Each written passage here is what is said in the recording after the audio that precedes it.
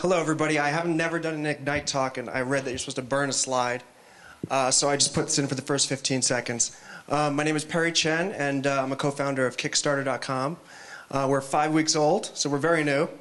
And I want to talk about a problem that I'm sure many of us have, which is that we need money. We need money for our ideas. Money is not easy to get. We may have it, we may not want to spend our own money. So we have to find money for our projects, and there's a lot of ways to do it. There's the traditional ways, which is going after big money.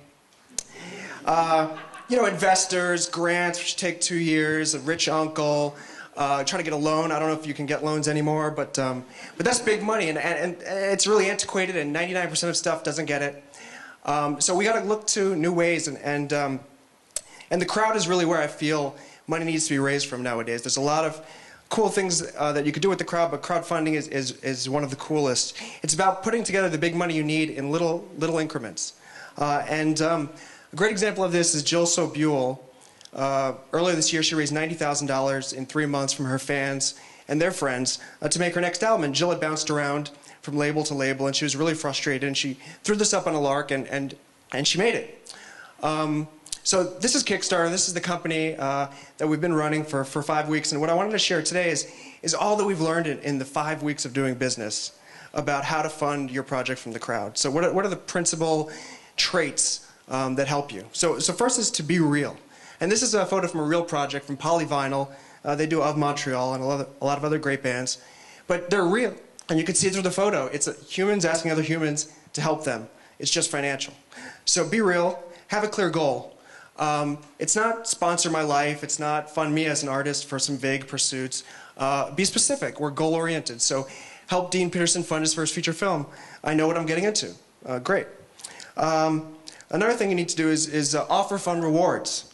So this is Alison Weiss. She did a great project. But it's not about virtual begging. That's not what we're trying to do here. It's about finding ways to provide value for the person who's donating and helping you out.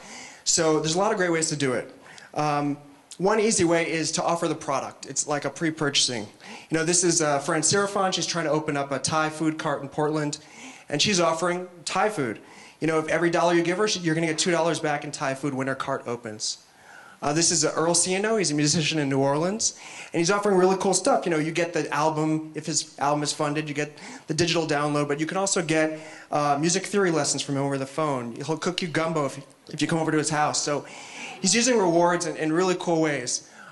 Show you can execute. So anybody can throw up a page, anybody can have an idea, but before people are going to open their wallets, they want to know that you can execute. This is Jeff Edgars. He's from the Boston Globe, and he has a project to complete funding for his movie about trying to reunite the Kinks.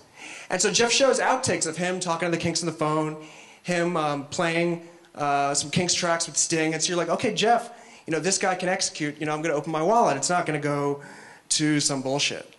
So another thing you could do is involve the audience. The line between creators or people on the one side of the fence and the audience is getting more blurred every day. And if you really embrace that, you could do cool things. This is an illustrator. Her name is Emily.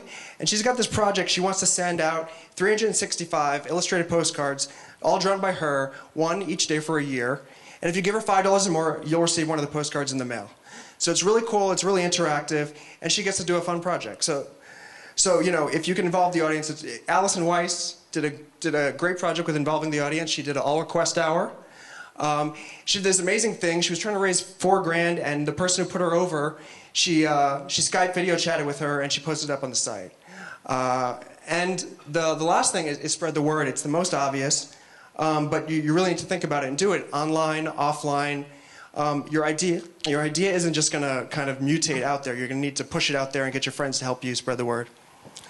So the six principles. Again, it's be real. Have a clear goal, offer fun rewards, show you can execute, involve the audience, and spread the word. And if you do these 6 things, you're going to have a really great crowdfunding experience. And what is that? So it's a few things. One is money, and that's the goal, right? Money is great, but you're not always going to get the money you want.